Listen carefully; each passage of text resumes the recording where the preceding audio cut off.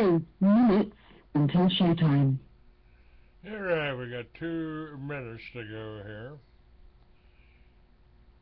And thought I'd bring this up, and if it's going to crash, I'll give it a chance to crash. So be patient with me. Wait 2 minutes. And your YouTube video will start with Dr. Jake Wade. And one of the stories we'll be talking about here is Texas pulls $1 billion in gold from the New York Fed, makes it non-confiscatable.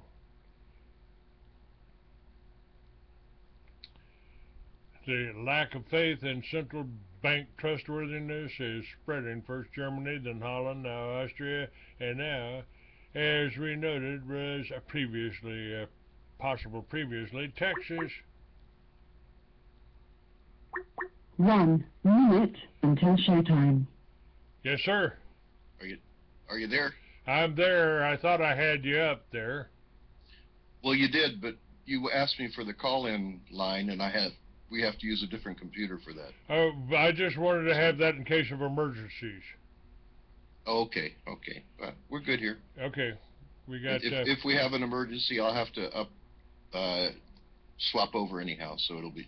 Okay. I'll have time in the emergency. All right. I've got Dr. Jake Wade from Dean of Timothy Bible College on today. And I've also got 2 articles that you could post. I'll send those to you as soon as I finish off the second one. Okay. I went to Bible college. Did you? Yep.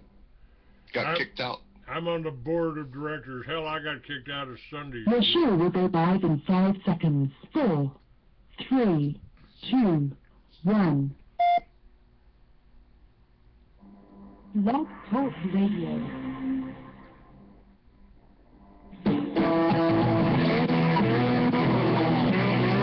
He took an oath to defend the Constitution of the United States of America. By some, he's been called controversial. I'll keep my freedom. I'll keep my guns. Try to keep my money and my religion too. Now, keep in mind that some of my guests have been approached by Homeland Security or FBI saying, why are you going on the Clay Douglas show? My message to those guys, if they're listening this morning, is go get a cup of coffee. Maybe you'll learn something. We both took the same oath, to defend the Constitution against all enemies, foreign and domestic. I don't recall there being an expiration date on that. I'm going to keep my big B.A., keep my friends the same, keep the government out of my business, and y'all can keep the change. He is the free American, Clay Douglas. You know what we need. We know who to blame. Catch the Free American Hour, weekdays at 7 a.m. Pacific, 10 a.m. Eastern. I'll keep the USA, and y'all can keep the change. For the podcast and more details, visit www.freeamerican.com or catch the podcast by phone by calling 832-999-8621. All right. Good morning, ladies and gentlemen. Welcome to another edition of the Free American. I'm your host. I am Clay Douglas.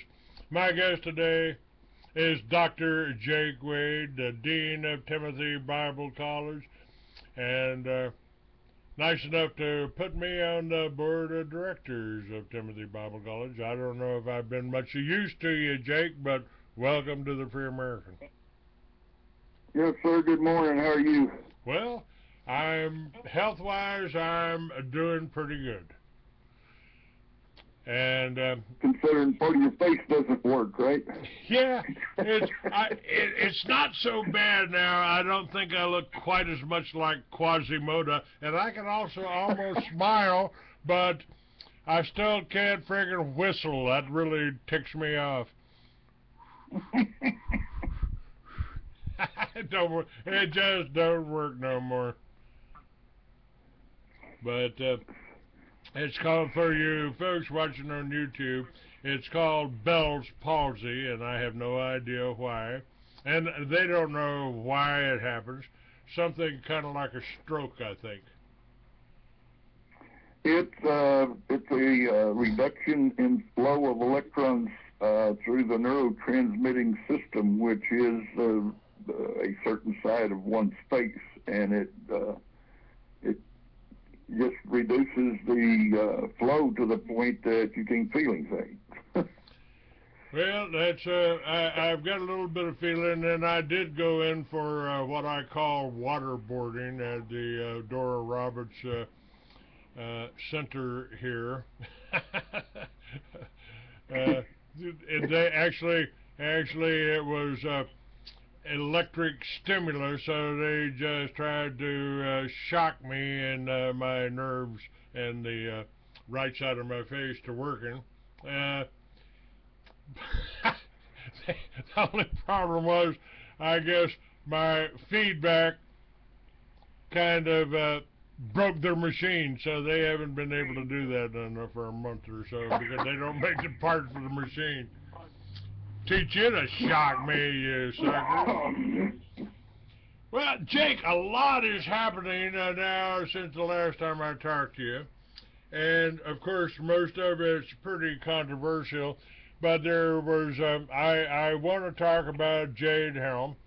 And if I had been down there in Waco, I mean in Austin, with you or with where I was, I won't mention any names, but I probably would have been right in the middle of this biker war that they had down in Waco. And considering that I'm pretty much a lifelong biker, one of the clubs that was involved in this was the Banditos, and that my original club up in Euless, Texas, was the Ghost Riders. They became merged with the Banditos, and then they had the Cossacks, and the press billed it as a biker war. I don't believe it was any such thing. I've been to dozens of these meetings. This was a Confederation of Clubs meeting, and they say the Cossacks were not invited. I don't believe that, and I believe this whole thing about a biker war is just something to demonize and maybe to make money. Maybe the district attorney of Waco, or that county, saw the chance to clean up. Yes, sir. Mr. Douglas. Yes, sir. May I interrupt you, because Absolutely. I can tell you up front, I'm probably not a qualified expert, or I don't have a long history with bikers other than you and most of my congregation. But, when I was beginning my engineering business, I didn't have any money. I had to have income, so I worked as a longshoreman. And I can tell you from that experience that they may still consider me what was known then as an honorary 1%er because of my size and at that time my physical strength. They used to like to hire me in their group in the biker team to work projects on the docks, and they would hire me because I was a good worker. And I hate to say it, but in a lot of cases that I gave them, 2 or 3 of them, freedom to go smoke something that had a green cloud with it while I did loading, but we won't go into that. So long story short, one of them accused me of not being able to dress properly, and I said, have you looked in the mirror? And because I was wearing a Western hat and boots when I showed up, and I didn't have a bandana or tattoos or chains or anything like that, and so we didn't dress alike. But this guy ended up being corrected by one of his buddies, and he says, let's not run this guy off. He's helping us. And I eventually he said, well, let's just consider him honorary 1%er because he understands us and is part of our group. I even had one of them offer for $50 to off somebody that was causing me problems. And I'm not saying they're accused of murder or anything, but I'm just saying that they do tend to take care of their own, and I think that is tightly wound with anybody riding one of those two-wheelers. Am I correct? Yes, sir. Yes, sir. When I raised my sons, and they went to biker runs and parties and restaurants with me, and nobody carried guns. Nobody carried guns into the bar, so I don't believe the official story about this whole biker war. I don't believe it was a war. I believe some undercover agent in the group might have fired a shot and gave the police a chance to open up on them. I call it Waco 2. I think this was Waco 2. And the fact is... Well, I don't have any information other than what I've given you, but I do know their general, and I doubt they've changed that much, their general camaraderie, their general sense of protecting their own, and when you're adopted in, and I'm assuming that's what 1%er meant, you can correct that if that's not true, but I found them to be quite likable, and though I didn't do some of the things they habitually did, which I didn't think were good for my body, I would have preferred working with them in that group than anybody else I met on the docks. So that said, I'm just kind of, I guess, supporting you with what little I know, that I don't think they're such bad folks if you get to know them. Well, oh, wait a minute, I do know one. That would be you. And I believe you got a pastor that rides too, and he's been in this. Oh yeah, oh yeah. Yeah, and as I said, I don't know, I seem to draw, I'm not sure why, but I seem to draw people that prefer two wheels at a time a lot of the cases, so I don't know what draws it, but there's a valid way of living one's life as you think it ought to be that I think probably is more intrinsic in that group of people and ones like it, kind of like patriots, that it's a heartfelt deep down inside, I'm not going to follow the status quo thing. And maybe that's why I draw, because I'm not one who thinks our society's in very good shape. Well, now, we've got a controversy going on in Veterans Today and Veterans Truth Network, kind of divided, about this Jade Harriman. You've got a little bit of information on that, too, so I want to touch on that. But at the same time here, I've got this story came up that I think is worth mentioning.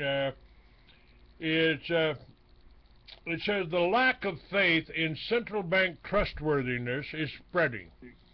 East Germany, then Holland and Austria, and now Texas has enacted a bill to repatriate $1 billion of gold from the New York Fed's vaults to a newly established state gold bullion depository. People have this image of Texas. Kudos. What's that? Kudos to Governor Greg Abbott. Yes, sir. Yes, sir. And let me tell you what he said. He says in a lot of cases with gold, you may not have clear title to the metal. You may have a counterparty relationship that makes you a creditor. If a counterparty has a problem unrelated to gold, they can default, become an unsecured creditor lender. This exact scenario happened with future brokers, MF Global. I know people who had warehouse receipts to gold bars with a specific number, but that gold had an unencumbered title, and they became unsecured. Now, this, I'm sure this will be controversial, but it's a step against the Fed, and you and I have talked about the Fed many times.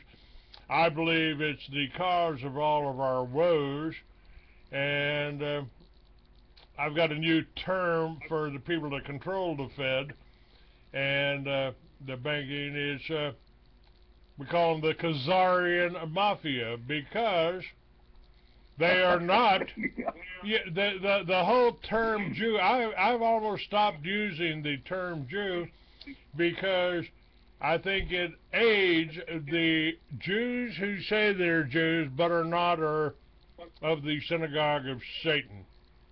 Now, what part of Jesus' words don't Christians believe? He warned you 2,000 years ago about these people, these Khazarians, who by the way, go ahead. They don't want to look at the fact that the Pharisees themselves in Jesus' times were called by him or noted by him as doing banking as we know banking today. They were changing money for a fee. They were merchandising. They were selling the sacrificial animals and that sort of thing in the very place that folks were supposedly preparing for prayer and tribute to God instead of Herod or Rome, the Caesar, and he threw them all out of the temple. And so, you know, what doesn't anybody understand about that? They don't look at the fact that the Pharisees were operating as a bank. They had a treasury. The thing was loaded. That's in the book. That's in the Bible. But you don't hear that taught because that kind of opens another door. And you've got the other quote about your father Satan. He was a murderer from the beginning, a liar. The truth isn't in him. You could probably quote that better than I could. I billed you as a... Well, that's close enough, but let me give you the history. My brother Rudy Sanchez would love it if I added this because he's a historian. This goes back to the comment they had made to him to validate their claim to being the chosen people, which they said, our father Abraham, and he says, you are not of your father Abraham, you're of Satan, because you are... And understand the term Jew was a short term or a colloquial term that was not even used until well after Jesus had left the scene. It meant Judean, and there is no Judean left. There's no Judah left. There hadn't been a Judah since Babylon came and wiped out Jerusalem. So the term Jew has to be misconstrued, and it can only be applied to someone who claims a Hebrew religion, and, you know, they get to do that. They can call themselves Jews if they want to. I wouldn't be a Hebrew and call myself a Jew because of the connotation.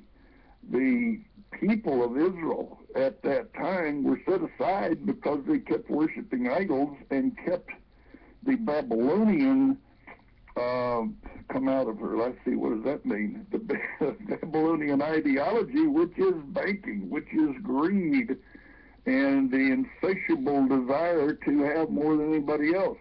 That's what's driving our country nowadays. And if you want to attribute that to somebody you want to call Jews politically, you're probably not that far off. I prefer the term Zionist, which Jesus never used. That's not a term that he ever applied, nor did anybody of that time.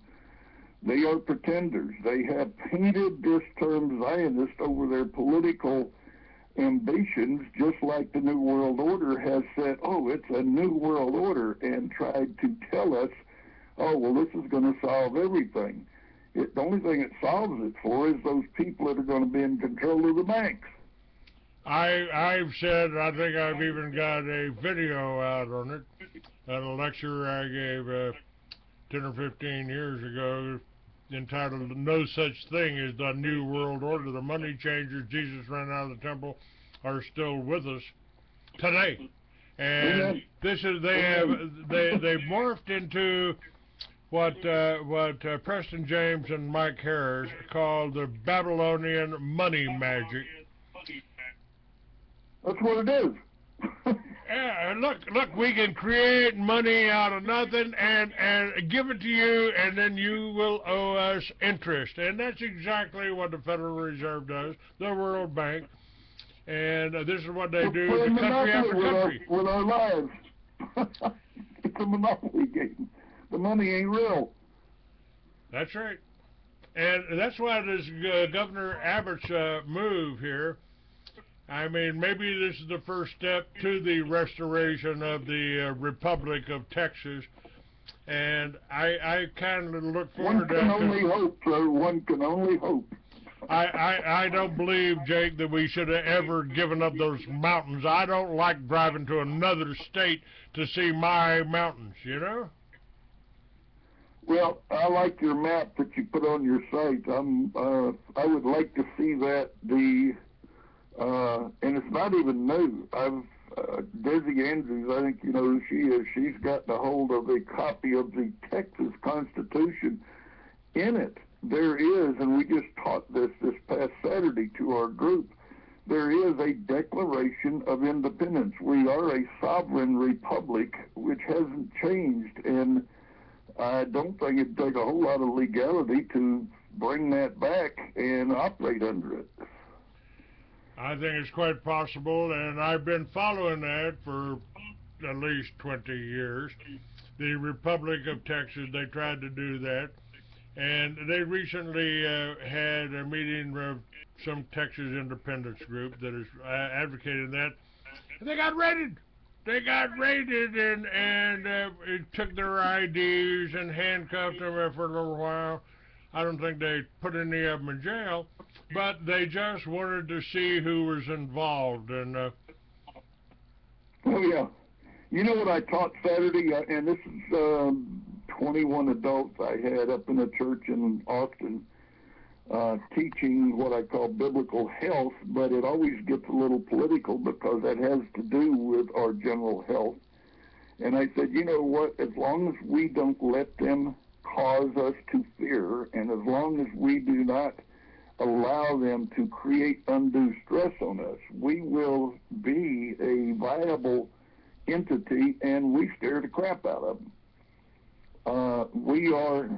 They don't know how to deal with us. The New World Order has run into a real roadblock, and that is us throwing a monkey wrench into their gears, because they thought we had become so dumbed down and numb, fat and sassy, and not reading and not being aware that they could just walk over us. And so their agenda has been rushed, and they're not ready, and they don't know what to do with us. So they're arresting, or they're bringing in what you call this Haid Helm thing.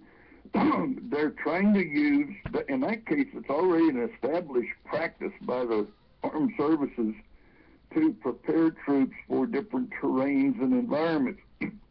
I think they're using it for a veil in some of these places to retrain the troops to be ready for what you're talking about, the occasional search and get reconnaissance information on these groups that they think are small, that they can wipe out or that they can scare off, and they don't know what they're dealing with yet, even though we do, and that's what their problem is, that we know more than they do. Well, like I said, I'm all for this. This move by Abbott is a great thing, I think. That's the first step to taking our banking back and taking our gold. I still want to know how much gold we got in the Fort Knox.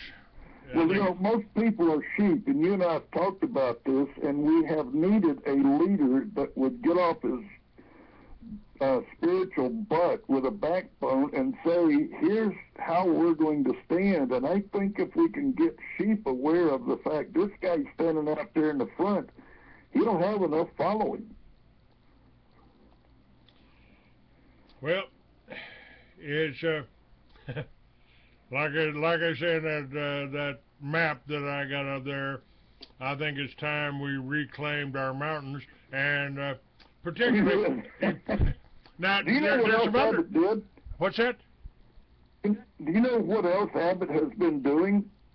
Tell me. I read the bills that he is signing that this Congress of the state of Texas, which is nothing like the federal Congress, the Congress of the state of Texas has put bills before him that he has signed. He instituted a couple of them, and he's actually cutting not only corporate taxes to increase the interest in the small business and the small corporation to keep going, but he is cutting taxes across the board for property tax, which is unheard of recently, and I think it's going to be a step in the direction that we need to take, because Texas, of all the states, I think has the most positive bottom line of any.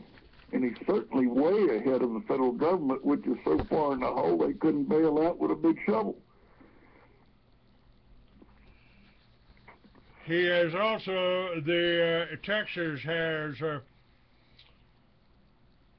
a commission, I guess, or a committee to legalize marijuana in Texas. That means legalizing hemp.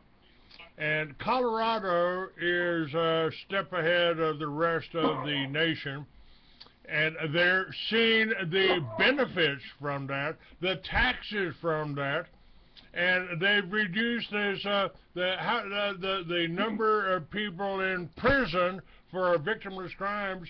I would say has been greatly reduced in Colorado, and Texas has suggested that it might be a good idea. After 45 years being a criminal, I think it's a good idea. Well, you know my problem.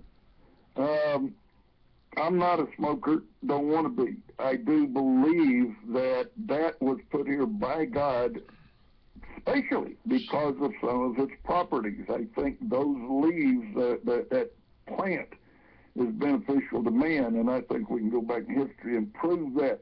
But here's my problem. That's a small microcosm of what the real problem is, and that is we have already legalized dope.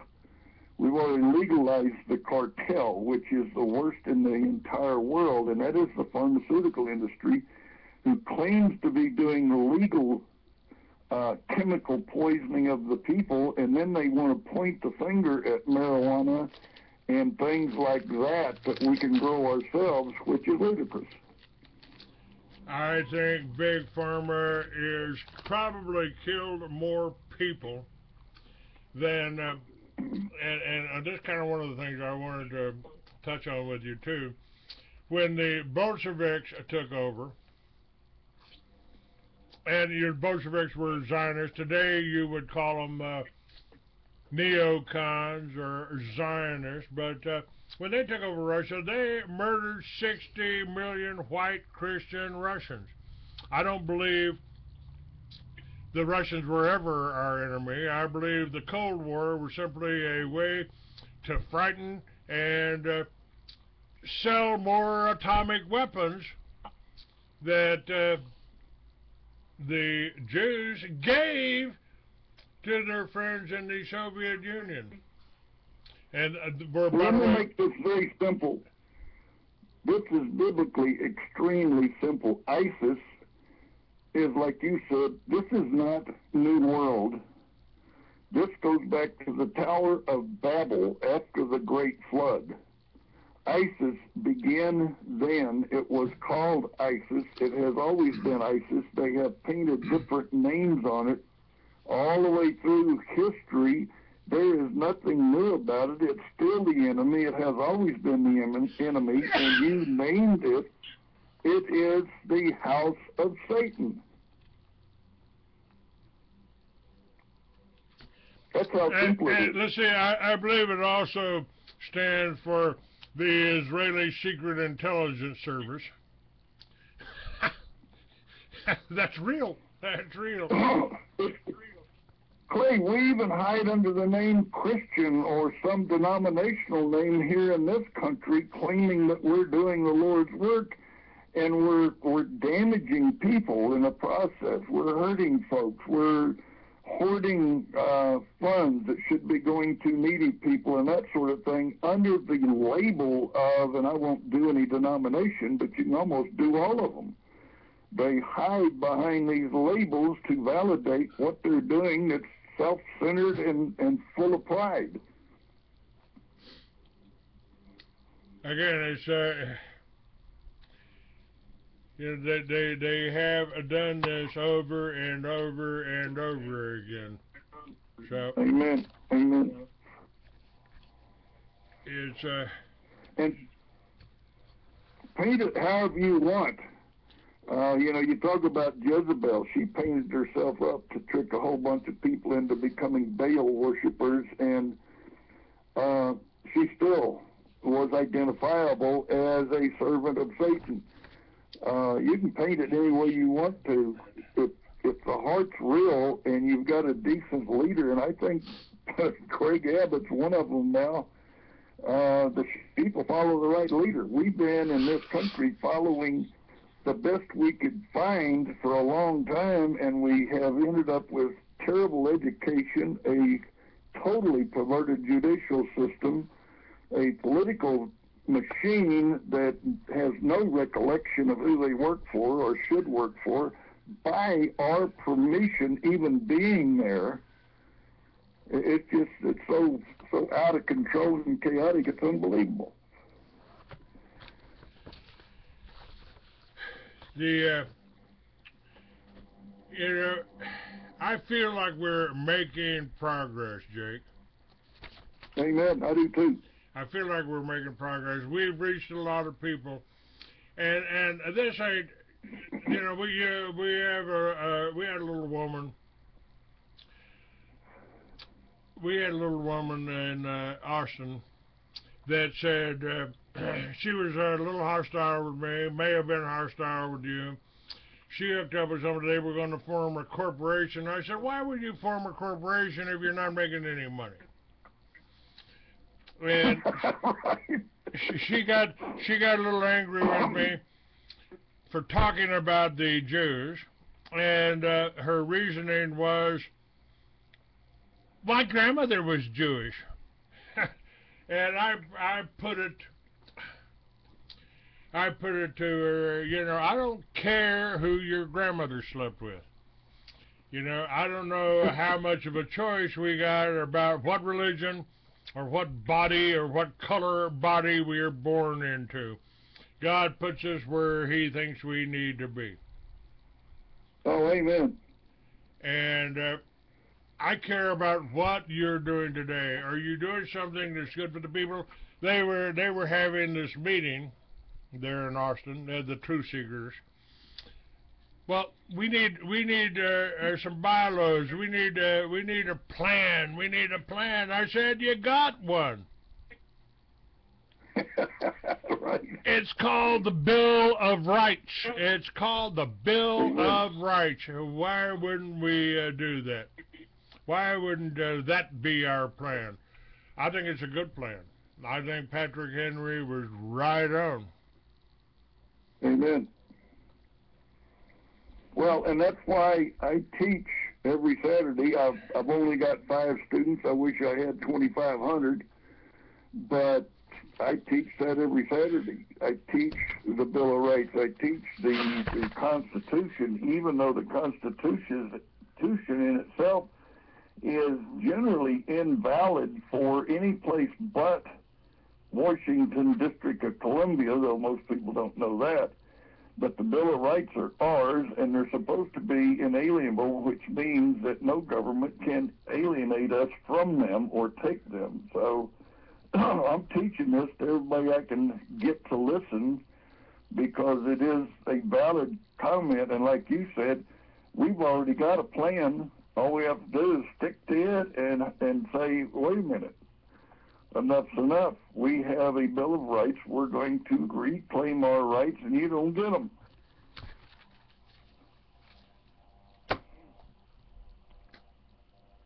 It's, these banksters. I got a history of the banksters in my book, Mystery of Babylon. And it's, they've been doing this for 200 years, or well, actually 2,000 years, but it's, people are starting to wake up. I feel people are starting to wake up. I agree. Now, maybe that's what they're afraid of. Now, I hope some of this has to do with what you and I have been fighting for the last 20 years. I hope we had something to do with it. I think it has. I think me starting the militia, you know, they tried to paint that as a terrorist group the same way they're doing the bikers right now. They're trying to paint the bikers as some kind of criminals. That's bull. That any more than the militia. Yeah. I haven't finished reading that. Anyway. Well, we have a tendency to flash labels and quotes or mottos about a group when we don't truly even understand them. And I think that has happened over and over again in this country is, oh, I don't understand it, so I'm going to call it this or call it that. And everybody starts waving a flag, and all of a sudden the bikers are bad, or the compound in Waco's bad, or the Little Red Schoolhouse became a bad thing because we were not teaching what their indoctrination system wanted us to teach.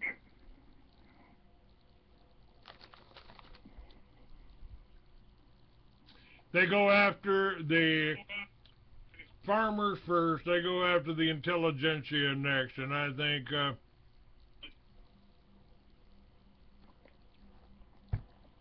that's kind of the stage we're at now, because people are waking up. Suddenly, the people are becoming the enemy. They're trying to paint the veterans as an enemy, and I'm real sensitive to that because I just got my VA card, my VA ID card.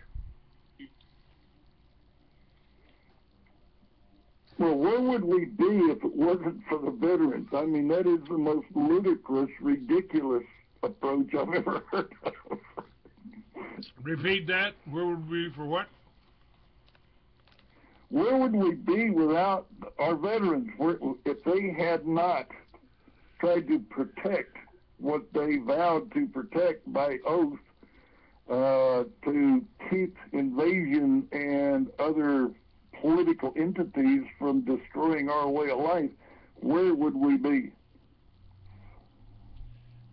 Well, that's right. And even though we fought in the wrong war, you know, I was part of the peace movement in the 60s. I volunteered in 1964 to go to Vietnam.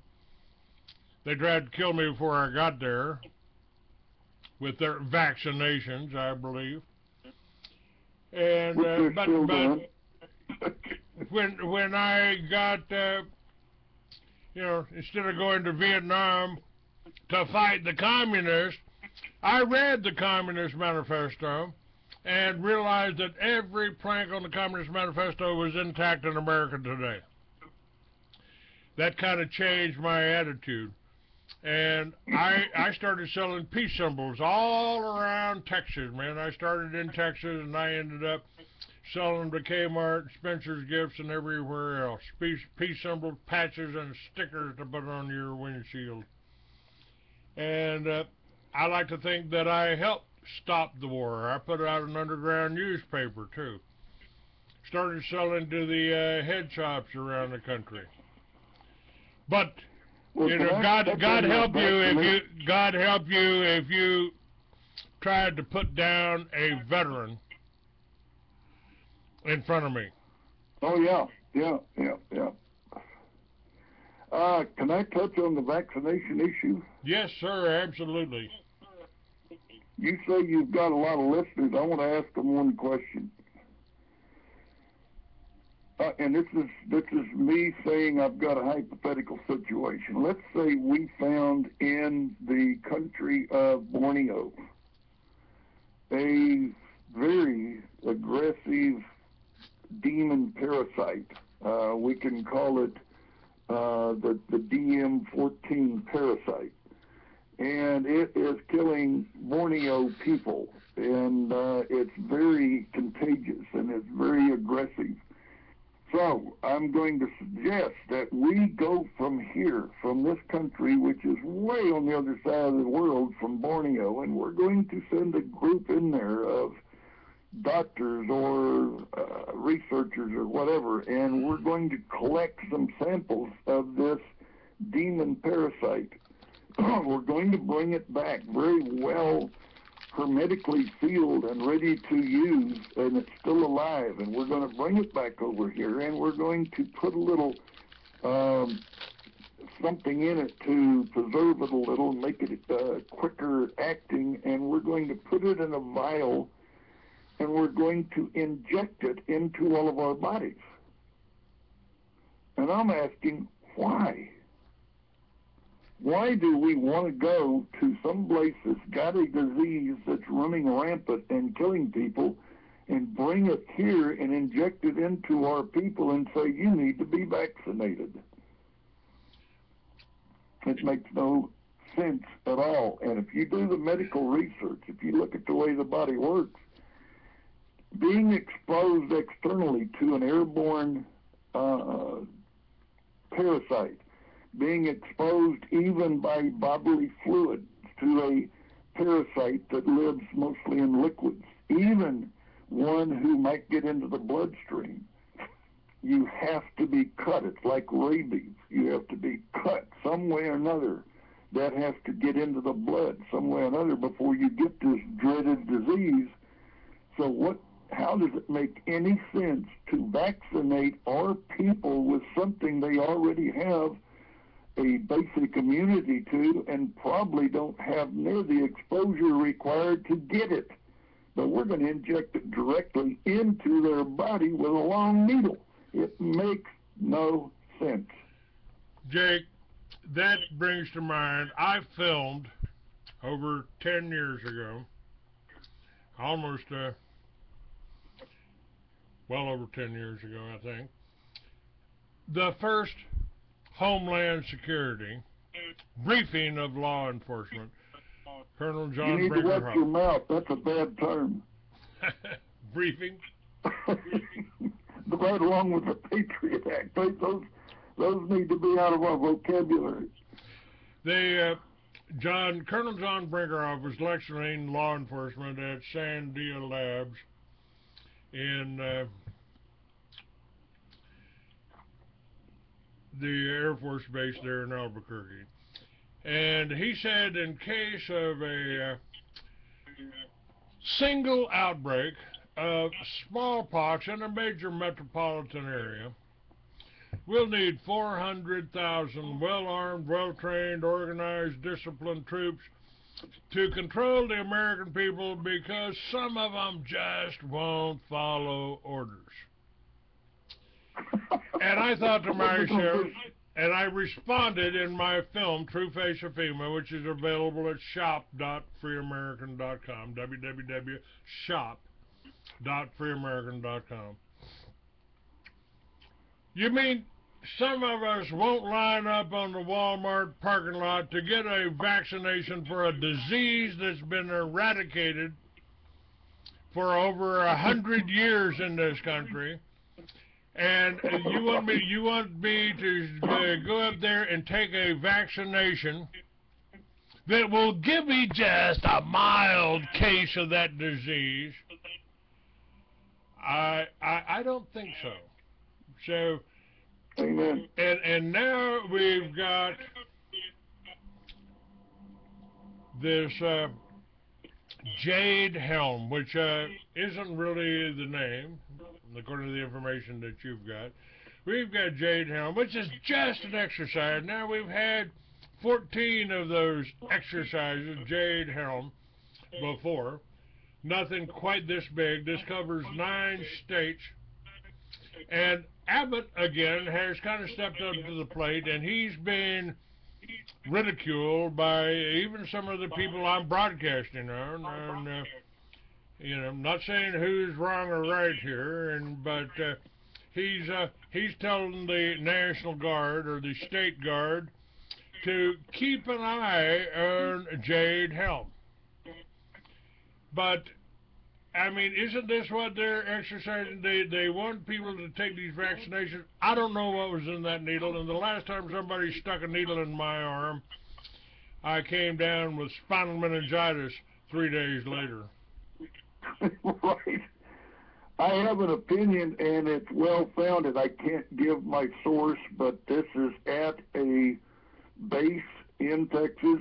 The guy has security clearance. I cannot even get close to this because I would jeopardize him and my pipeline. But I can tell you this, that it is more aptly called Jade Helm with an H. And here's the problem. My opinion is this, and he shares this with me. He says this is nothing on the surface to be worried about because they have done this since the Second World War, because they ran into some problems in the Alps and in places that were swampy and that sort of thing. So they're getting new troops acclimated to different environments. The problem is the widespread distribution of these troops in like areas kind of goes against the basic thought that, okay, we need them in mountains for a little while. My problem is that maybe there's too much of this going on, and all of the camps are not what they're supposed to be. Well, there's another. I'm sorry. Go ahead, Jake. I'm sorry.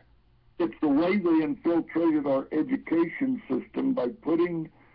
It began with socialists being put into the higher education. This didn't start in the grade school. It started in college, and they would give people positions and develop courses that were socialistic, and they began teaching this to our people unbeknown to the general public. And they even got further along when the pharmaceutical industry says, we got tons of money, so we're going to buy what's known as a fellow, which means we're going to buy a program in your college, and we're going to give you money for it, a lot of money. Now, because we own this program we're putting in, we're going to tell you who's going to teach it, what they're going to teach, and how they're going to teach it. And what they're teaching is future doctors how to be drug lords, how to be drug dispensers, how to be druggists. And that's been going on for 50 years. It's the reason the pharmaceutical industry totally took over the medical industry and the insurance industry. They are controlling it because they did it systematically a little bit of at a time without us seeing it. And I think this is one of the dangers of Jade Helm, in that they have their foot in the door, and if they decide to use it, it does bear watching. Again, I give kudos to Greg Abbott. Over 20 years ago, between 15 and 20 years ago, they passed, and one of the things that I covered in the Free American magazine was that they were talking about and trying to pass emergency measures so they could isolate you, so they could, the term just slips my mind here, that, but they, so quarantine, yeah, so they could quarantine whole cities, whole blocks here. Whoa, you got, you got, Ebola. Somebody here had Ebola, and that could have passed. That could have done, you know. So they had that in place 15 or 20 years ago. Well, the precept is valid. That's part of the process they used in the plague that hit Europe to keep it from continuing. Was they isolated it, and they tried to cut it off from the rest of the people. But again, that is a process which is an invalid excuse for enslaving people and confining them. Now, I'm going to jump back here 200 years. I had this up, something that I talked about. That's when I want to live, by the way. Give me a 200-year ago farm, and I'm happy.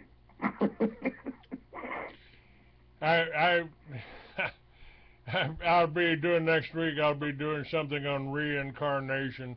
We've got proof of some cases of reincarnation. And I said, personally, I've got memories here.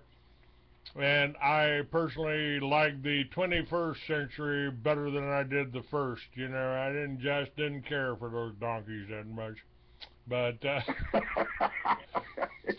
I read this yesterday. I shared this with my audience yesterday. And it starts out with a quote here from Esther 9:17. And many people of the land became Jews. That follows that is the confession of General Cornwallis to General Washington at Yorktown, October 17, 1781. And it's been well hidden by historians. History books and textbooks have taught for years that Cornwallis surrendered his army to General Washington, that American independence came, and we lived happily ever after until the tribulations of the 20th century. But Jonathan Williams recorded in his Legions of Satan in 1781 that Cornwallis revealed to Washington that a holy war will now begin on America. When it is ended, America will supposedly be the citadel of freedom, but her millions will unknowingly be loyal subjects to the crown. He said, your churches will be used to teach the Jews' religion, and in less than 200 years, the whole nation will be working for divine world government. Sound like New World Order to you? That government that they believe to be divine will be the British Empire. All religions will be permeated with Judaism without even being noticed by the masses, and they will be under the invisible, all-seeing eye of the grand architect of masonry. And I'm told if you get a microscope or magnifying glass and look at the eye on your dollar bill, you'll see it looks reptilian. So, right. But you pointed out to me that most of our churches and many of the churches that you preached in had a Masonic cornerstone, and of course the Masons, according to Albert Pike from the Civil War days, their God is Lucifer or Satan. Personally, I think Lucifer.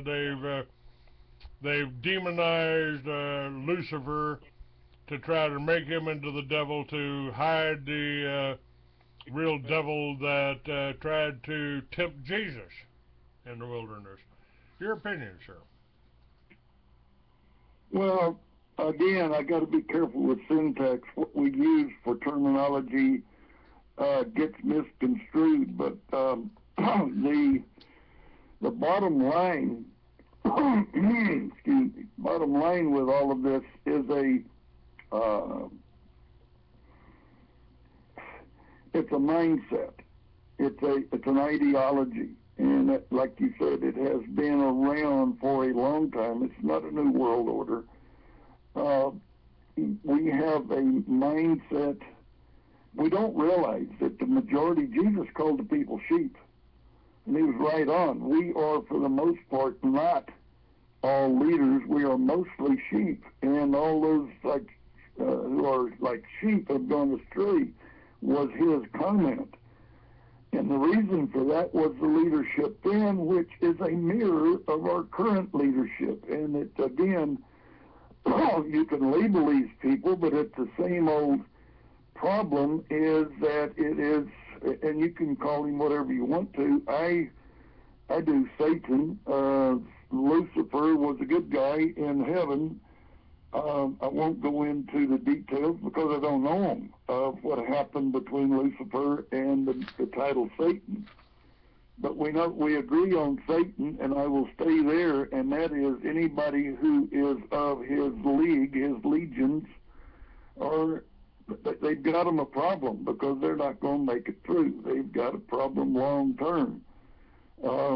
That's the bottom line, and we have found ways to get the sheep to bow to all kinds of ideology down through the years, and the simple fact of the matter is the real deal that Jesus brought, and you can validate him with that blood in the, that old Wyatt found.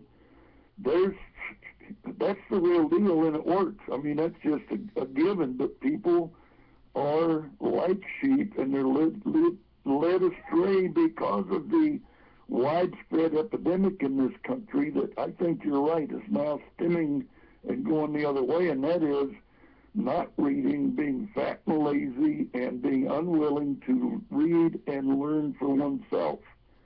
And I think that's where they have taken us. It's been abetted or aided by the drugging of our people, a lot through vaccinations. They have dumbed our people down. They have damaged them through their neurotransmitting system to the point they don't think straight, but staying away from a lot of stray currents and the pharmaceuticals and going back to nature, natural stuff, I think has been a trend that has gotten us back to some sensibility. And I even see people reading again, and that is dangerous. Why do you think they didn't let people early on near the classroom or try to keep them? Why did the Catholic Church, and I know I'm beating up somebody, but why did the Catholic Church keep Latin as what they taught in or what they preached in, or did their services in because they didn't want the people to understand for themselves? It was a control thing. So, that hasn't changed. Yeah, everybody's trying to, I have a real problem when people try to control me, whether it's the churches or whether it's, our partners. They're not going to. You can read. You can read. You're a danger. I used to really wonder about that. Why would they be so worried about an old biker from Texas? And it's pretty interesting. I've applied for some pension that they promised me 50 years ago. Don't know if I'll get it, but I am going to psychologists or psychiatrists and counselors and all that. And but Clay, you got a problem, sir. Just like I do. On yours is a little labeled a little different. You got two problems. One is you're from Texas, so that makes us. I mean, initially the North thinks, oh, that's dumb, and then you're a biker. How could you be one who could read if you're riding one of them two-wheelers? That just doesn't make any sense. Yeah, it kind of blew me away in the first grade when I could read 1,000 words a minute, and right. And you can fix your own bike. I mean, come on. Well, never been very good at that, but I always had guys around me when I held up the ratchet and said, now, which direction was it? Was that righty-tighty or lefty-loosey? And where does that go? Where does that part go? They always took pity on me and fixed it. My dad told me when I was young, he said, you look around, the people who are the smartest are the ones that know how to use the brain power available to them and other people.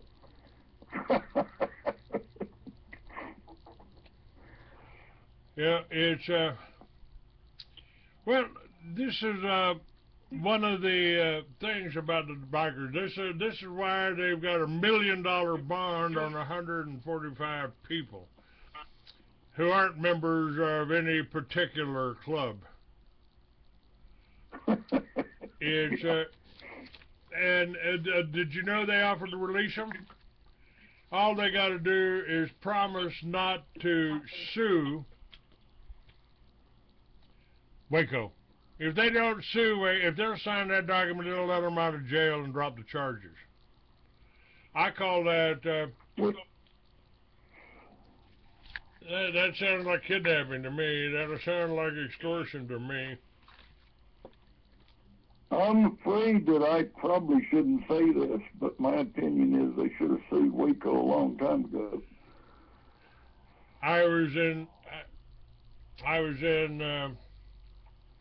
Florida, screaming at the television, "Where's the sheriff department?" When the Waco 1 was happening, I was screaming at the television, "Where's the sheriff department? Where's the DPS? You know, why are they letting this happen?" I heard the emergency calls. And this is Gestapo, Secret Service, whatever you want to call it, approach. It should not even be available in this country.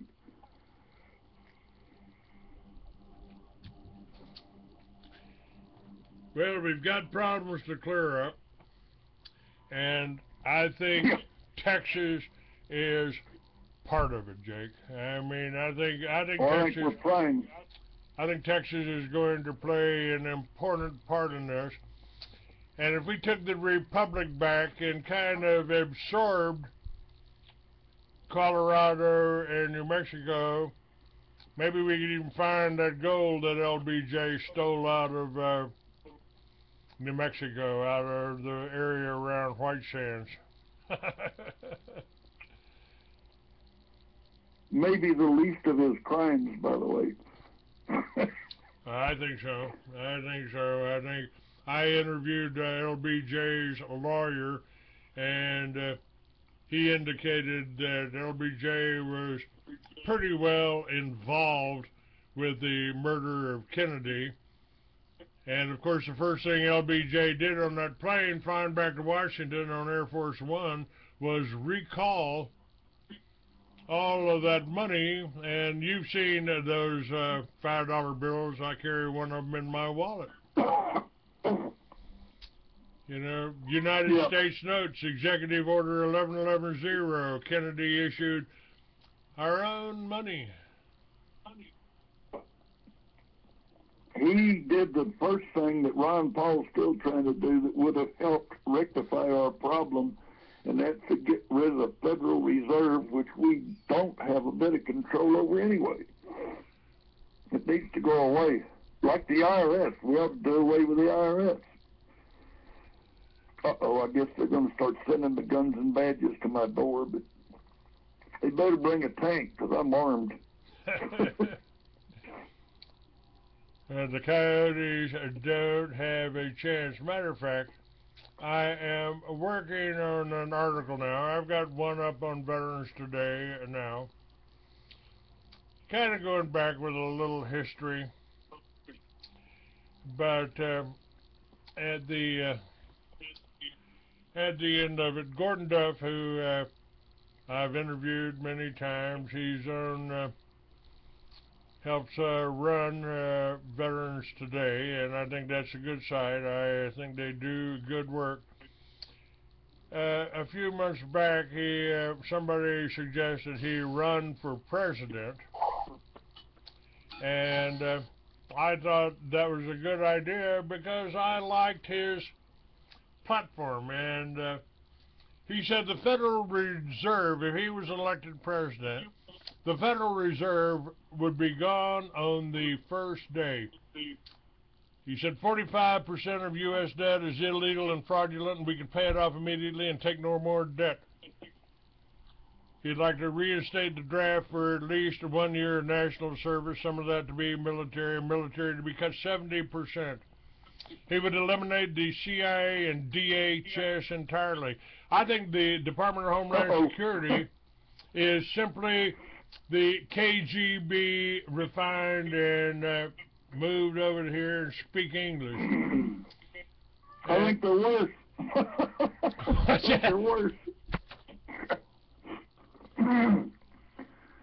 He also said we will close the borders of the United States entirely to illegal immigration. We'll have a national discussion Well, on they should have immigration. been to begin with. Well, that's what the federal government's supposed to do. That's the only thing that they're doing. What is our reason for keeping a standing army by our Constitution itself? To keep invasion from without, from anybody that is illegal or trying to take what we got. Did I read that right?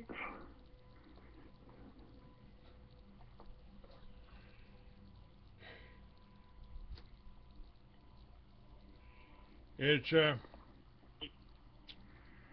let me touch on a couple of these other things. He says, and this is these next few I think are really important because it's one of the things I've been talking about. You know, I came up with the concept for liberty. Where's that echo coming from, guys? I don't know. I'm having some weird stuff going here. Okay. Veterans. You may have to call me back. My phone's not acting right. All right, let me call you right. Can Let you me do call that? you back, Jay. Yeah, I'll do that.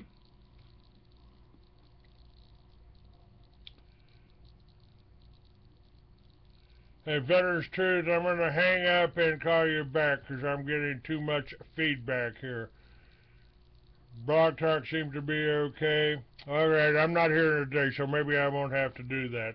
Maybe I won't have to do that. Hang on here. Let's bring Jake back up.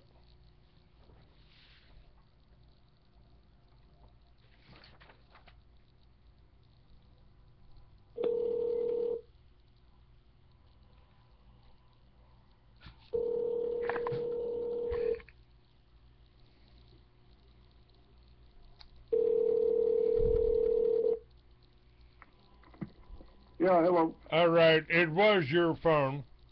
I'm not hearing it now. It wasn't on Veterans Truth or Blog Talk.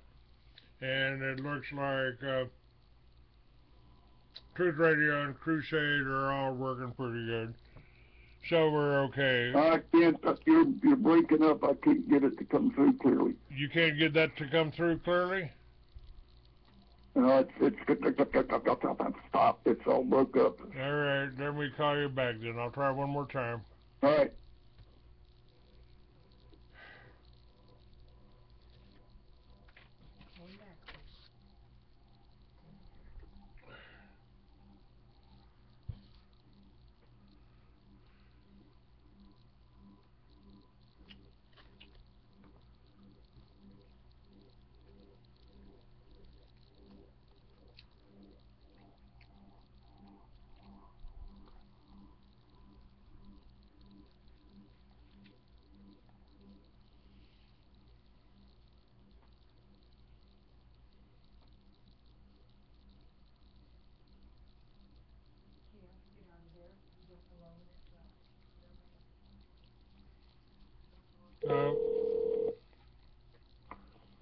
Hello? All right, how's that coming through? Hello? Yeah, Jake, can you hear me now? Barely. I don't know how to turn this one up. My volume's too low, I guess. Okay. Hold on just a second. Yeah, I'm on right. my third phone. Testing, 1, 2, 3. That first one, the sound was good, but it was echoing. I had it echoing. Have you turned the volume up on this? Uh, Can't hear. show him how to work the telephone, Kay.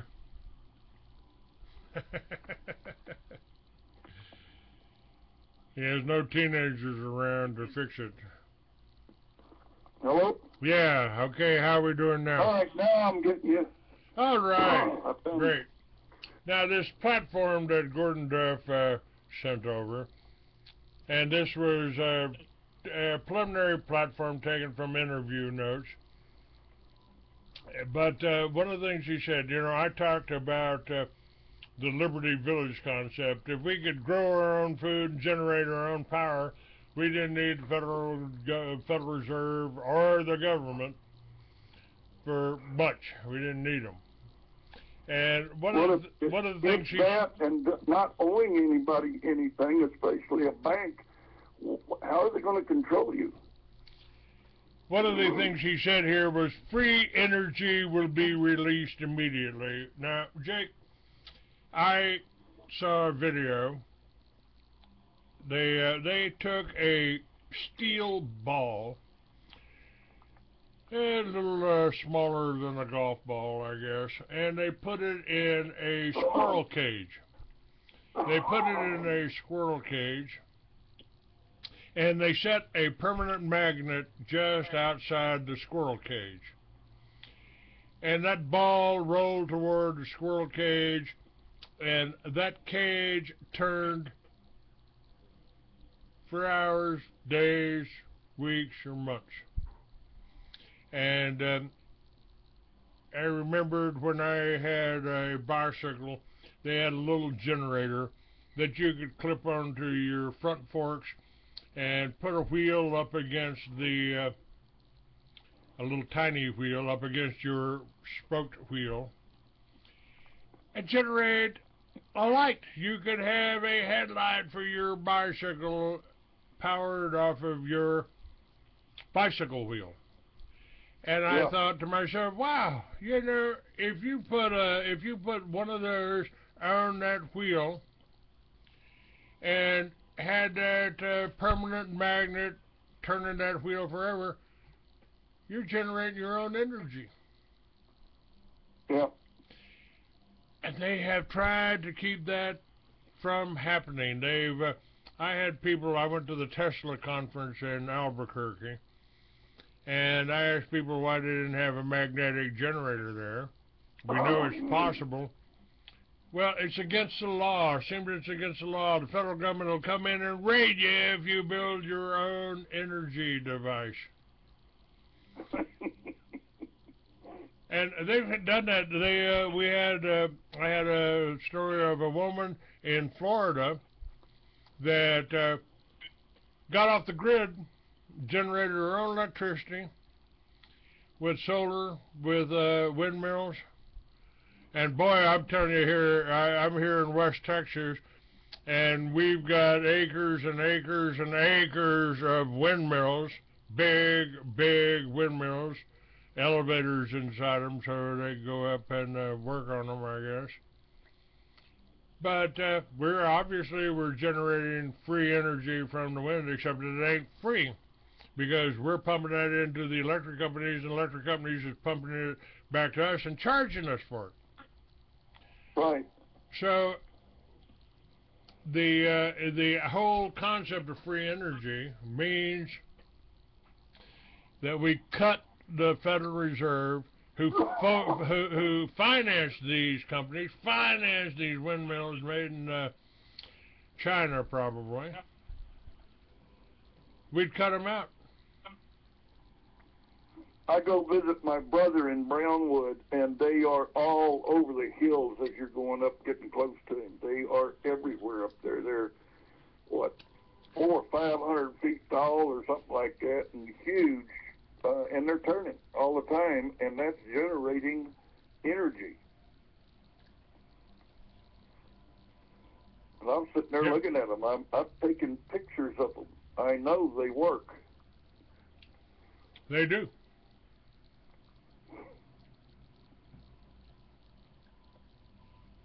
But again, it goes back to that self-sufficiency idea. If we could get ourselves, and that your little village thing lends itself to this, if we can become pretty much self-sufficient, if we're not beholden to anybody for our energy, and we're not bowed over to them for banking and that sort of thing, then the thing they're after is control. It's always been control. And if they can't control us, then they cannot enslave us. So, oops, that kind of throws a monkey wrench into their whole plan. There's this platform for Gordon goes on, but I'm not going to go into that. we have a problem with our Congress, and let me ask you about that too. I've got some guests on my show that have been really dwelling on this. Our problem with Congress, they're not working for the benefit of the people, they're working for the benefit of the corporations. And most of Congress, with the exception of possibly Ron Paul, and we saw what happened when he tried to run for president, they're lawyers. And the lawyers are, in my opinion, are foreign agents working for that British Empire, working out of the city of London, probably with offices right next door to the Rothschilds. And we had the first 13th Amendment that made it illegal for them to run for office or to hold an office in this country if they accepted a title of nobility. So this is, and the other problem is the Federal Reserve finances and bought Reuters News in the 1800s. Yeah, well, that's their mouthpiece. And you'll remember when I backed Charles Collins back in 1996 when he ran for president, first Republican to sign up for the presidency, and I traveled with him from Maine to California, swung through Dallas, met Rossboro, swung through Arizona, and if we'd had legitimate elections,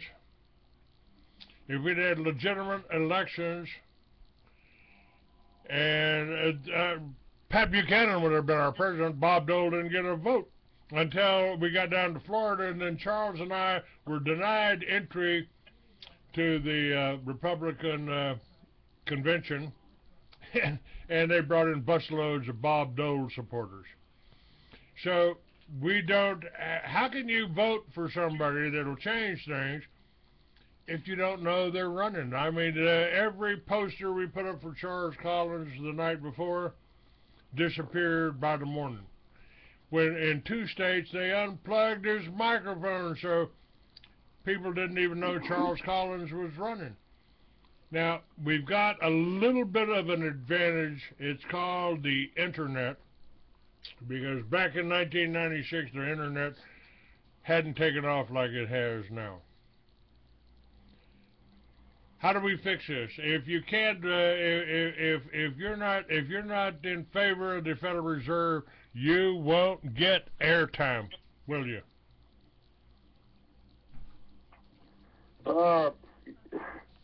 Man, you opened a lot of doors. You got 3 hours? I got 45 minutes.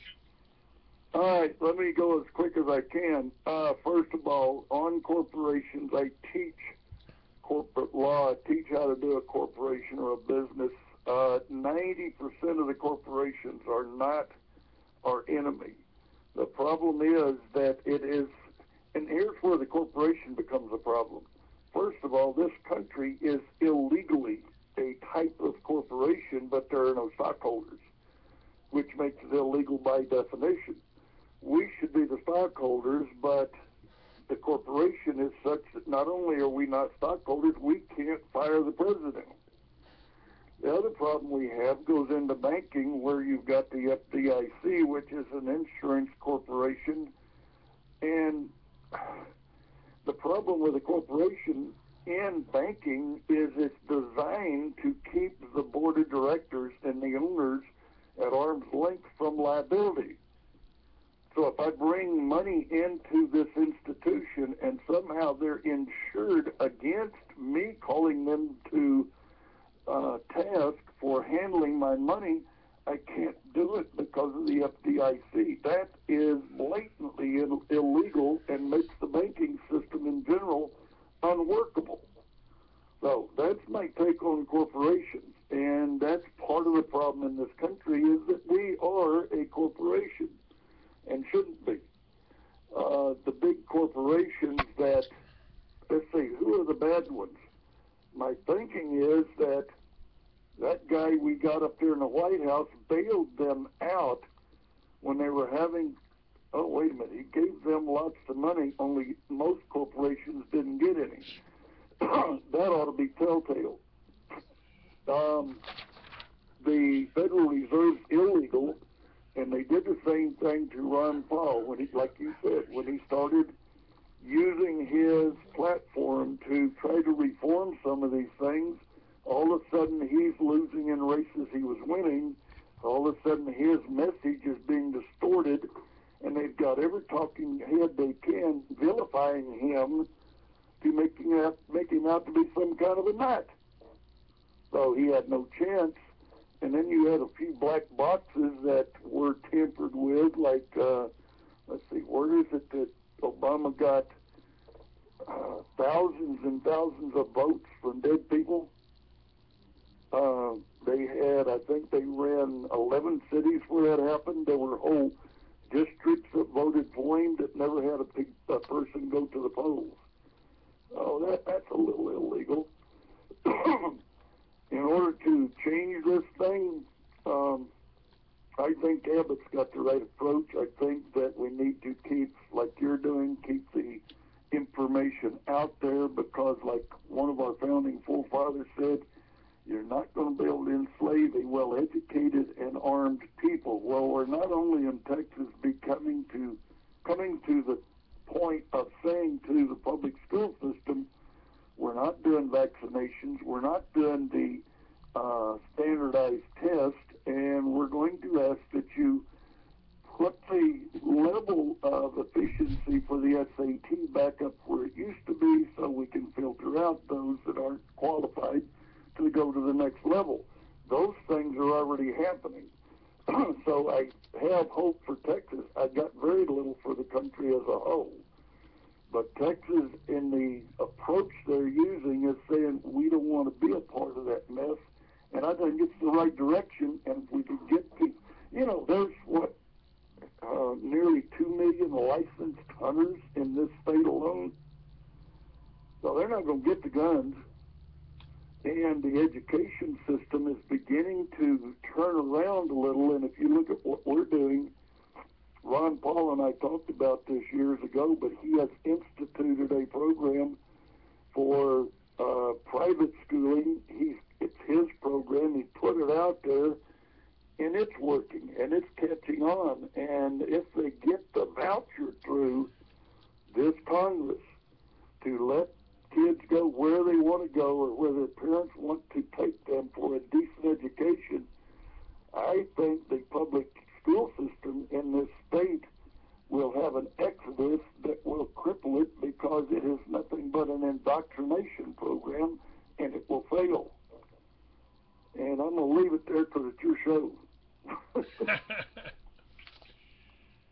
Well, I think we're approaching that.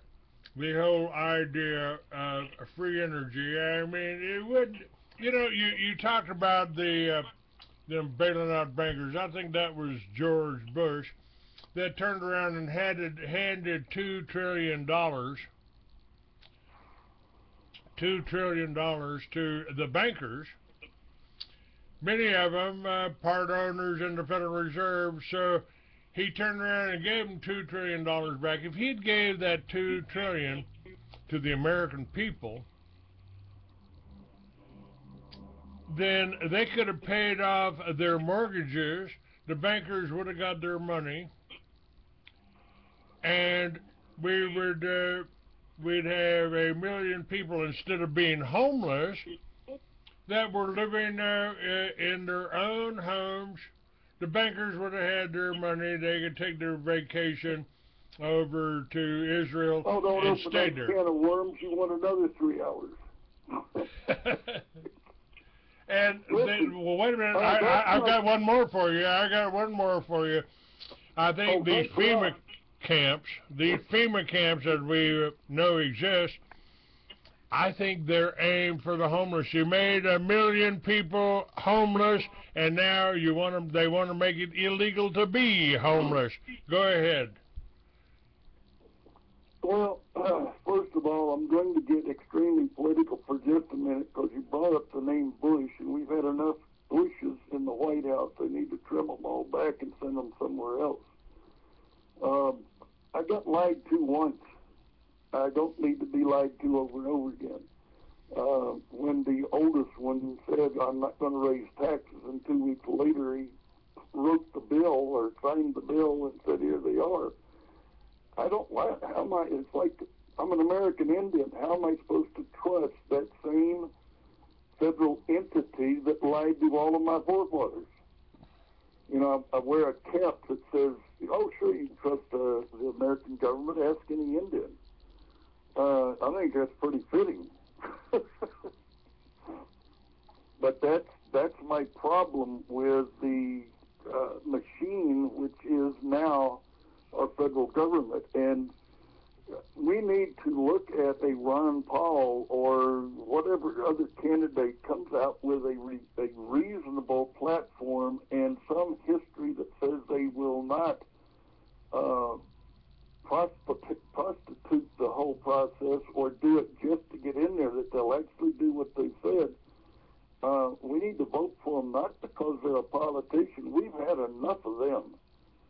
People need to look at the fact that the reason Ron Paul probably didn't get in, bottom line is he didn't sound like a politician. He's a lousy politician. Praise God, that's what we need. But people are so institutionalized, so indoctrinated that they don't realize this is the kind of guy we need to help fix things, and that's at every level. Every part of that bunch in Washington, and I think that's happened in the state of Texas. I think we have gotten away from the old-style politician that's nothing more than a glorified used car salesman, and we have gotten to, and like you said, BAR, you opened a can there. They are pledged to the British what? That's not the U.S. You're exactly right. These people got no business leading our company, going into court for us. And what will they tell the court?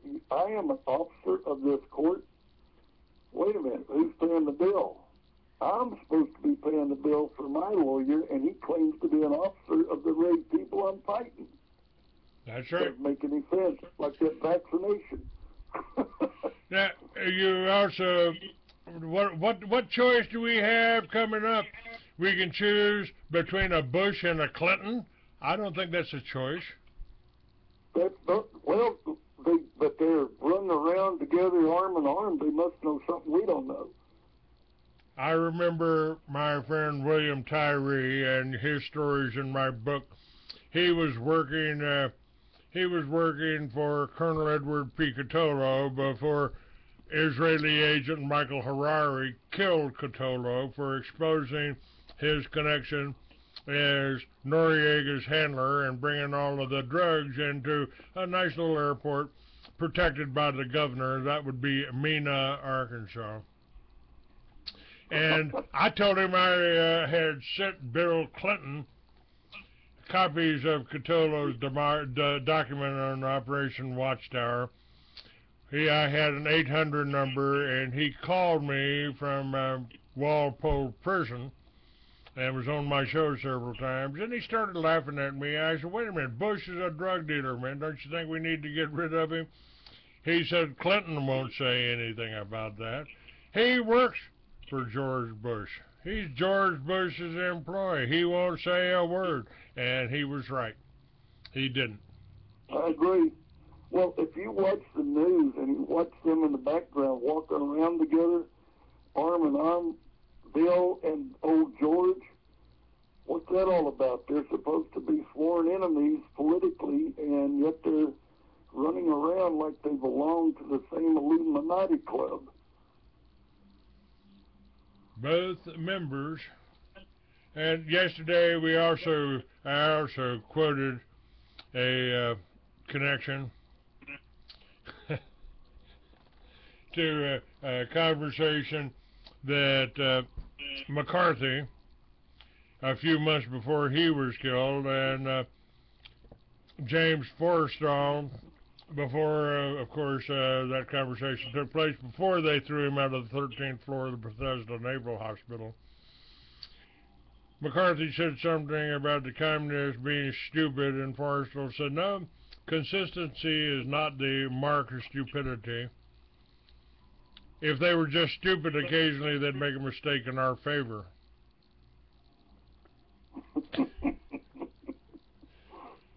Woo! Nice, have a nice trip downstairs. They threw him out the window. It's, but again, this is what's wrong with our political system here. First of all, we're electing lawyers who don't work for you. The other thing is you've got the neocons and the Zionists, and a lot of Christian Zionists too. I mean, my statement on that here, I'm making it to you, Dean of Timothy Bible College, and you know, if I've said, if you call yourself a Judeo-Christian, you might as well say or a Christian Zionist. You might as well say I'm a satanic Christian. You suddenly start working for the people pretending to be God. How about that, Jake? Am I that far off? No, you're not. And, you know, we're not talking about Jews here. We're talking about the vice president. Oh, man. Oh, that's the scary thing about our current presidency is if something happened to him, the guy coming up behind him would be worse. That's right. And who do we have? I mean, my God, it's Hillary or, you know, I mean, isn't killing Vince Foster enough to put her away? I don't know. Well, I'm still wondering about Benghazi and things like that. Why is it nobody's answered those questions yet? I'd like to know. know. Answer I need. I'd like to know why they killed Gaddafi. I don't believe Gaddafi was doing anything wrong. And even well, let's see. In Egypt, did we have our leadership set up? The one thing we claim we're fighting against right now, the ISIS-type people to run that country. You mean McCain's buddies? The Muslim Brotherhood, didn't they end up taking over because it was available? Well, I mean, we saw pictures of McCain, one of our presidential candidates, you know, with his arm around the ISIS leader. Yeah. And by the way, Songbird McCain is no friend of the American veterans, especially the Vietnam veterans. He's done everything he could to keep any kind of debate about the POWs or MIAs. Did anything he could to put down their families. Not help their families. Wait a minute. You don't realize the fact that the government and the armed forces that we are supposed to be protected and helped by cannot make a mistake. And if they appear to have made a mistake, they're going to find a way to fix that, if you know what I mean. That's right. It's, again, I am not sure. We are doing the right thing. You know, I look back, I've been writing a little bit of history, looking back 45 years and trying to put it down on paper, trying to see if I made any mistakes, Jake. What did I do wrong? What did I do wrong? And well, I did. I made some errors that I fixed because I keep studying history and I keep coming up with more valid information. For instance, one of the things I uncovered was the true history of my people, the American Indian, specifically the Cherokee, and evidence about the Trail of Tears, evidence about the handling of that in this country is so erroneous in most of the books nowadays. I went back to my clans people and got some information. We didn't have chiefs. We had councils. We had shaman or Ottawahees to do the spiritual leadership, but we did not have presidents or chiefs or queens or kings or any of that stuff. That's white man. That was the people who came over here and said, oh, we're a bunch of heathen and we need to change what we're doing, all in the process of killing us with all the diseases that were brought. Well, have a little bit of smallpox. It won't hurt you long. You're right. Jake, you know, let's talk about that for a second, because okay. I asked myself, how could we exist here? When I was trying to come up with Liberty Village, originally I wanted to do cabins, and then I thought, you know, teepees, 21st century teepees, with the material of the teepees made out of this, and we've got new technology here. It's called graphene. We can make teepees out of graphene. It's stronger than steel, and it can absorb electricity. It can turn sunlight into electricity. It can be a solar panel. It can be made into a solar panel. So we really have the ability. And you want to move? You don't like your neighborhood? You're tired of the scenery? You can roll it up, strap it to the top of your car, and take it somewhere else. So I put up a Liberty Village as a teepee, and the more I study, the powers that be tried to paint the Indians as savages. Oh yeah. I think that was more demonization, trying to make it okay to kill them. Amen. Well, let me give you a little real history there. The Constitution would not have come out as it did had it not been for the already properly organized and written Cherokee language and political setup that was already in place. They copied some of that from the Magna Carta, the Bible, and the Cherokee setup that was already in place, and they would not have beat the British troops had it not been for the Indian teaching them how to fight better.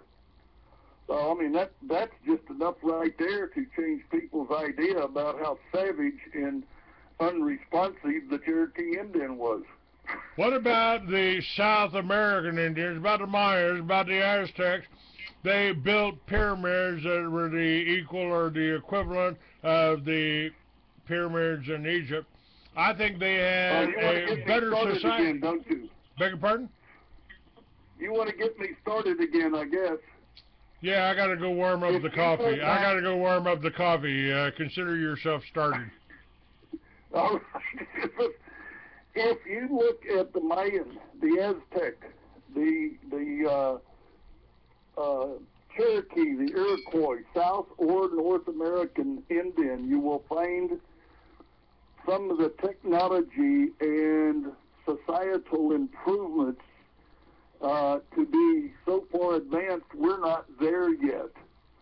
And some of this stuff is, they, like you said, they were called savages. The reason was that the Spanish came over here from Spain looking to get gold and other precious minerals and ores, at the expense of the poor Mayans and Aztecs and Incas who were kindly receptive, and they killed them.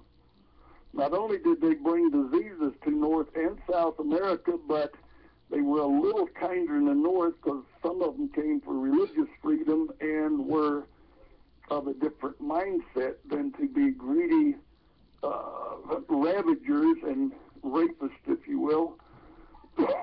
But if you look back at and I've written this out, I've got a CD on it. The Cherokee lore would give the information that we had a very Hebrew-like religion to the point that we can adopt somebody that comes and stays with us a while, and they can be an adopted Christian. Cherokee, and that was true with the original Abrahamic people, as that was part of their laws given down off that mountain to Moses, that was already put in the commandments. The politics set up go back to Ezra, where Ezra was told by the Lord, now that you're coming back to your homeland, when you rebuild all this, you set up the government and you set up the court system and you oversee it and make sure it never gets away from my commandments. That was instituted in this country initially, and then I don't know where we started getting familiar with the BAR and getting back under the crown, but we have not only done that in the court system, we've done it in the church. The very thing that John Wesley, John Calvin, even Martin Luther, back centuries prior to that, tried to restore was true biblical operation, and they went back to the Bible because the government had taken over the Catholic Church, because they call it Roman Catholic. That means the government's ruling that. It's a political moniker. And then you get to the same thing with the Anglican. The Anglican Church is the predecessor of the Episcopal Church, which tried to break away from the Roman Catholic and still became governed by the English political machine. And that's why they came over and said we need freedom from religion. They found out, if you look at the true annals of history, that the Cherokee already believed in the Great Spirit. They already believed in angelic visitation. They already believed in eagles and ravens and doves as messengers for the Ottawahi or spiritual leaders. That's hardly savage or heathen. And you find the same thing in South America with the Mayans. They had a place called Cuzco in Peru, where they actually went to allow the sun to beat off of pounded gold walls, because they couldn't look directly on it. They believed it to be a direct reflection of their great spirit, and that's been misconstrued, but it's the same concept. And again, you use labels. Lucifer means keeper of the light. So, I don't fuss at you about your concept of Lucifer, because in heaven he's the keeper of light. That's his name. If you look at the American Indians. They've ripped me off, Jake. Recently I saw on Netflix, they've got a series that they're promoting entitled Lucifer, but my Lucifer rode a Harley. Their Lucifer is a lawyer. Well, the BAR is that same oppressive takeover by politics that does not belong in the church. And by the way, church is not some stained glass building. The dictionary definition is called out people. And that's why, you know how we do ours. We sit in a room around a table like Jesus did with his disciples. We don't have stained glass. We don't have a bunch of ritual. We just study the Word and we eat. Oops. Well, that's exactly what the people that listened to Jesus did, wasn't it? I mean, they weren't in any stained glass cathedral. No, in fact, the only time he got into a rift was when they went to their temple. The rest of the time he's on the side of a hill feeding people physical food and teaching them at the same time. And there's some misnomers in most current Bibles. That Sermon on the Mount, that's man's idea. It doesn't ever show up in the original transcript. He taught. He taught people constantly. Every parable was intended for teaching. The reason the Pharisees didn't get it is they had their own way of doing things that had nothing to do with teaching the people. Oh, that sounds familiar, doesn't it? Deja vu, huh? Amen. Amen. Well, again, folks, the good news, this is older than the hills. You know, there is a Satan. I don't believe his name is Lucifer, but when your Khazarian king, and we talked about the Khazarian mafia, when he chose Judaism and promised to stay within the requirements laid out by the surrounding Confederacy of Nations led by the Russian Tsar, despite his agreement and promise, the Khazarian king and his inner circle of oligarchs kept practicing ancient Babylonian black magic, also known as secret Satanism. This secret Satanism involved occult ceremony featuring child sacrifice after bleeding them out, drinking their blood, and eating their hearts. This Which went to Halloween in Europe, in England, by the way.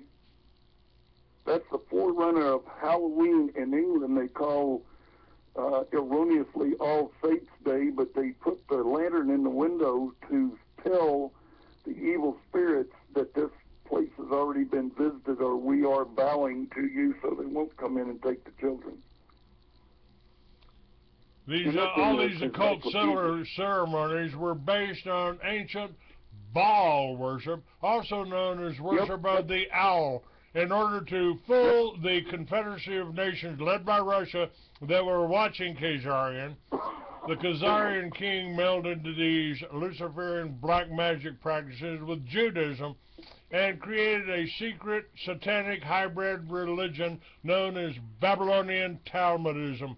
This was made the national religion of Khazaria and nurtured the same evil that Khazaria was known for before. And the Khazarians continued their evil ways, robbing and murdering those from surrounding countries who traveled through Khazaria. And if the name Khazaria doesn't get you, folks, if you haven't studied that, you might need to know that today it's called the Ukraine or Georgia. And it's repeating itself. Suddenly we want to go to war with Russia over the Ukraine because one part of the Ukraine split off and started Russia. You know, Jake, I have told people, perhaps I'm being erroneous, that the whole Cold War was a black ops operation, was a psyops operation, and the Russian people have never been our enemies any more than the German people were. They were demonized. It was the Jews, the international Jews, that declared war on the German people even before Hitler showed up. Full page ad in New York Times. And they wanted to raise money for the 6 million Jews threatened in the Ukraine. And that was in 1900, long before the so-called Holocaust. Well, I think there were certainly people, and I've seen what I believe to be accurate photographic proof that there were a lot of people brutalized in that thing, which should not have been. But to single that out and say this is one isolated incident is ridiculous. If we're going to start indicting countries for that kind of behavior, we better go to the U.S. and all of the babies that have been killed. The intended euphemism of a whole class of people called the gray foxes or whatever, the silver foxes or whatever nowadays. Old folks are being warehoused instead of used for their wisdom. Wait a minute, where is that? That's in the United States, and that the easiest thing to do, because we don't want to look at ourselves, is point the finger elsewhere. I think that's part of our problem, is it's not them, folks, it's us. We need to look at it realistically and honestly. I believe that if we really got down and detailed the deaths in the United States, especially if you add in the 60 million children that have been killed by abortion doctors, we have probably killed more Americans. And add the old folks, add the overdoses by the pharmaceutical industry, add the drugs. I mean, my mother and grandmother, I grew up in Fort Worth. My mother and grandmother were drug addicts. They weren't shooting heroin. They weren't doing cocaine. They weren't smoking methamphetamine. They were eating pain pills and sleeping pills. I thought my grandmother was just getting old and feeble until I took one of her Reds. Whew! No, that's right. Seconal. What is that stuff? Oh, Seconal? Granny, wow. And if you added all these people up, Jake, I believe that the pharmaceutical industry, the medical industry, has killed more Americans than the Bolsheviks killed in Russia, possibly even China. I think we outstrip them all. There is some information that indicates more than all the wars put together. That's right. And toss in our veterans, toss in about 58,000 brothers that did go to Vietnam. I didn't go. And I don't know, maybe, Well, maybe... you might not have made it, because one of my best friends that helped me start Little Dribblers and other things in this county to help young people died of Agent Orange 3 years after we got all that started. He was a ace pilot over there in Vietnam, and he got Agent Orange, and they gave his poor widow $1,500 and said this is compensation because, oh, wait a minute, they didn't say we poisoned him, they just said he died defending the country, so here's your check. Don't get me started on that. I have said that the reason they sprayed us with Agent Orange in Vietnam, and the reason they handed us that ammunition in Iraq, here, take this ammunition, watch what it does to that tank. You won't see what it's going to do to you for about 5 or 10 years. They gave them depleted uranium. Depleted uranium on the outside of the people carriers, are you? That's right. They didn't want... We're not supposed to know that. They did not want combat-hardened troops coming back that might still be loyal to that Constitution they took an oath to defend. Amen. And so they wanted to kill us off. I know a lot of people that we've had runs for the people that were on Agent Orange. And now I'm seeing the Veterans Administration from the inside. As a matter of fact, I got an appointment on the 22nd, I believe. And kind of turns out that I'm not crazy. Why don't you trust your governor? Well, they've tried to kill me 3 or 4 times. What? Wait a minute, I didn't know that. You're not crazy? Well, actually, I've always been crazy because it keeps me from going insane. Thank you, Waylon Jennings, Right. Now, folks, I want you to, if you go to my website, or you don't need to skip it, if you're, I was in the VA, I gave somebody my card, they came back and said, but we can't, I tried to go to your website, and a warning popped up that it's a porno site. Well, it's not. But this is what they do. They don't want you to know about this, and they don't want your people to. Jake, let's tell them about Timothy Bible College. We got about 7 minutes left. Sure, and give them an email. Our email address, she told me to do this first. She said to give the email address. It's DRDAJW, Dr. D.A. Jake Wade, DRDAJW at TimothyBibleCollege.org. That is our email, and the website's much like it. It's www.TimothyBibleCollege.org. And we've had a bunch of graduations lately. We're getting people through this that are anywhere. Let's see, we've got a 9-year-old and we got a 73-year-old. So we're kind of spread out. We can attend to a need if need be, and we're just trying to get the truth to some people so they can have a successful quality life. And you're accredited. Your people can graduate from high school there or from college there, and go on and go to college anywhere they want. Personally, I think most of the colleges charge too much, and they're overrated for what they can do, because they're just passing a lot of the same old bull over to you. That email is DRDAJW at TimothyBibleCollege.org. It's Timothy. That will be up under your name on the website on the left-hand side. And you know, I'm still planning on being Dr. Douglas. I just kind of think that has a nice ring to it.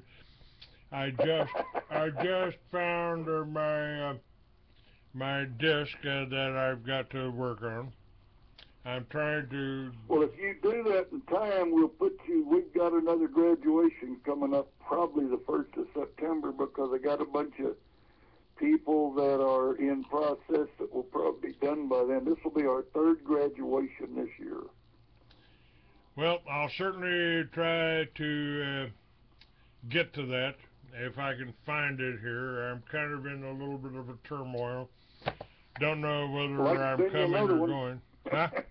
I can send you some stuff. I can probably email something to you to get you through it.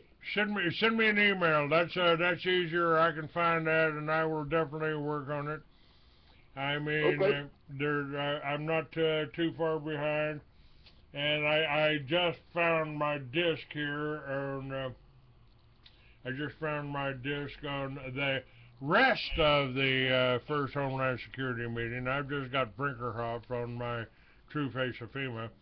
There were several other speakers there that were talking to law enforcement, so that might be a treasure trove of information as soon as I get time to look at it. But we're now broadcasting on a number of different stations. They're carrying that. I'm working on articles. Those articles are going out. And this show will be on 2 different veterans networks in just a few hours. And I'll put links of that. We got things are getting up on my Facebook. And I'm making some progress here, Jake. I feel like I'm coming along here. Well, I think what you're doing to promote the veteran issue and to be associated with that is certainly a worthy mention. So that's a good thing for sure. Well, that's about Jade Helm. I've told people you don't want to, don't plan on going out and shooting any of these soldiers. These are our children. These are our brothers. We don't do that. Amen. We don't do that. We don't. fight evil by becoming evil. And what you do is the same thing I do with the Christians in the church. In the church with that Masonic cornerstone, I go up and shake their hands. I give them a card with my website, and I talk to them. I talk to them. You know, I mean, if we can educate people, these are our brothers. I mean, even the guy that they intimidated and threatened and killed $1 million deal. He had a publicly traded company. He made the right decision. If he had backed me or if he had continued the deal with me, they would have destroyed his company. So he made the right decision for his company. But we can let people know. We can educate people, and that's what you do. God bless you for your work, Jake. Thank you for being on my show. This is an important show, and we will see that it gets around. Well, God bless you. Have a lovely day, sir, and keep trucking. All right. No, keep hiking. Thank you. Bye-bye.